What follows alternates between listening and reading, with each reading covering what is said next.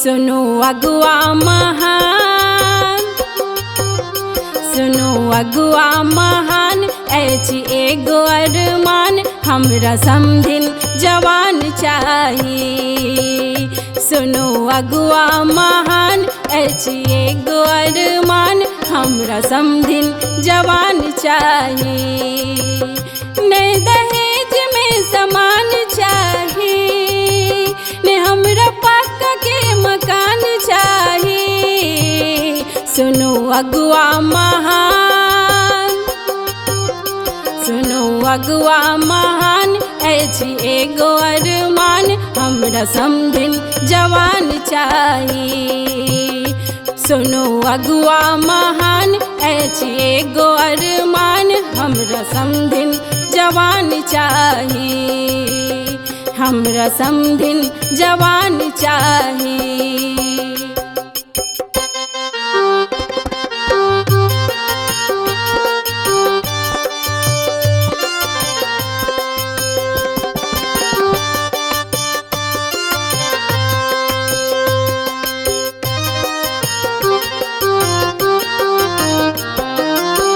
चाही कूलर आ नहीं चाही टीवी, नहीं चाही कूलर आ नहीं चाही टीवी।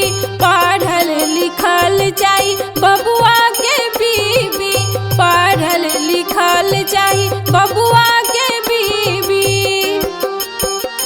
हुनक रूप रूपवान चाही, हुनक रूप रूपवान चाही, हुनक गुण गुणवान चाही।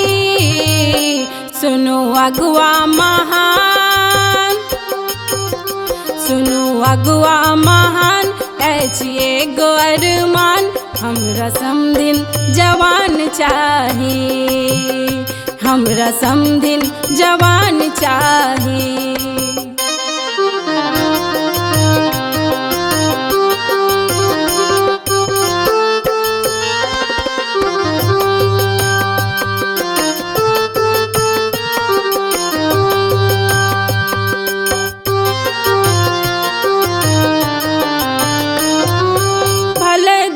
टाका ने देता दहेज में, भले दूगो टाका ने देता दहेज में। बाकी हमरा बेटा के राखत करेज में, बाकी हमरा बेटा के राखत करेज में।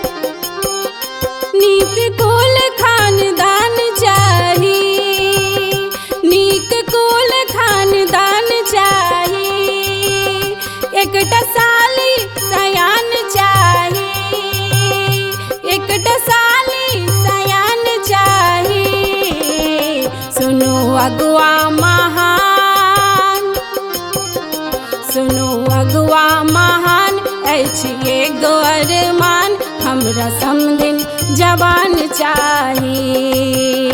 हुनक रूप रूपवान चाही, हुनक गुण गुणवान चाही। एकटा साली सयान चाही, एकटा साली सयान चाही। हमरा समधिन जवान चाही, या हमरा समधि जवान चाही, हमरा समधि जवान चाही, हमरा समधिन जवान चाही।